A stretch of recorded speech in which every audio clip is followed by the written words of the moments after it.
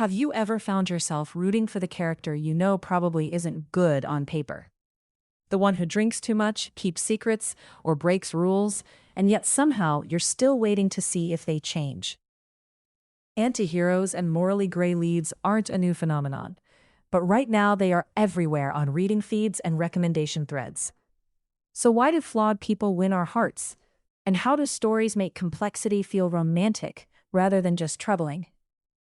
First, let's name what we mean by antihero in romance. These aren't necessarily villains. They can be broody, secretive, damaged, or morally ambiguous. They make choices that force readers to squirm, but they're also magnetic. They have a charisma, vulnerability, or inner logic that keeps us invested. They aren't one-note bad guys, they're complicated humans, and that complication is where the appeal lives. Part of the pull is emotional realism. Real people are messy. Watching an imperfect person try, fail, and sometimes grow feels closer to real love than a flawless, idealized partner. There's a kind of catharsis in seeing someone jagged and difficult become tender through real connection. It's comforting in an odd way. If a deeply flawed person can change, maybe the messy parts of ourselves or our pasts can be held and healed too. There's also a thrill element. Antiheroes introduce stakes that feel immediate. Danger, unpredictability, or moral tension can make a story crackle. That edge keeps readers turning pages because the emotional payoff, when it comes, feels earned. And then there's the wish fulfillment angle. Some antiheroes offer an escape into a world where rules bend, where passion is intense, and where love is transformative. That fantasy is powerful, even if readers know it's not a how-to for real life.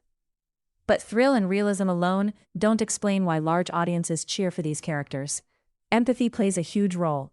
Many antihero-led romances give us access to the lead's interior life, their doubts, regrets, and the reasons behind their behavior. When we understand someone's motives, fear, trauma, loyalty, our empathy can soften judgment. That's not the same as excusing harmful actions. It's the difference between understanding why a character hurt someone and saying that hurt was okay. This distinction matters. Readers are increasingly attentive to when moral complexity is used to explore interior life, versus when it's deployed to excuse abusive or exploitative behavior. What makes a gray character feel romantic to most readers is often a combination of accountability and consequence. If a story acknowledges harm, shows the lead grappling with it, and gives space for repair and consent, readers are likelier to stay engaged. If a narrative downplays or normalizes harm without addressing it, readers push back. And rightly so. Pacing and contrast shape our response. A single tender scene can reframe a cold exterior. A confession in the quiet of night can reveal vulnerability under the swagger. Stories that balance the rough edges with moments of real tenderness let readers believe in the possibility of change. That's why slow burn structures, reveal-based plots, and redemption arcs resonate. They give time for the emotional logic to shift. We also shouldn't ignore cultural context. Different eras and communities value different kinds of heroism. The rogue with a heart of gold has always appealed in part because it promises freedom from strict social expectations. On #BookTalk, antiheroes often reflect contemporary tastes, a hunger for complexity, for characters who reject simple moral binaries, and for romances that probe the darker undercurrents of desire. All that said, loving an antihero doesn't have to mean romanticizing harm. Readers can enjoy the tension of morally gray leads while critiquing elements that make them uncomfortable. Part of being a thoughtful reader is asking questions. Is the story addressing the consequences of the character's actions? Is consent respected? Is growth believable or tacked on as a plot convenience? Those questions help you enjoy the thrill while staying clear-eyed about the stakes. If you like to explore tropes and test how they land, interactive stories are a fun way to watch these dynamics play out. Apps like Endless Romance let you pick a trope, say the brooding antihero, and live through choices that shape the relationship. It's a playful way to see what different boundaries, reactions, or moments of vulnerability do to a connection, without suggesting those are blueprints for real-life relationships. Think of it as a lab for emotional possibilities.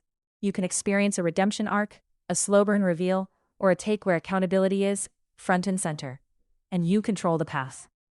As you read, you might find yourself cataloging which antiheroes you forgive and which you can't. That catalog is telling. It reveals what you prioritize in a partner: honesty, growth, transparency, or perhaps the willingness to be vulnerable. It also shows how you balance attraction with ethics. Before we close, here's a little listening prompt. Think of an antihero you love. What exactly draws you to them? Is it their wit, their vulnerability, the way a story lets them atone, or something else? Noticing the specifics sharpens your reading and makes future stories even richer. If you want to try experimenting with these tropes yourself, visit endlessromance.net to explore interactive romances built around choices and character dynamics. Play with an antihero lead in a safe, reader-focused way, and see which paths feel most satisfying to you. Thanks for listening. Next week we'll dive into a lighter topic.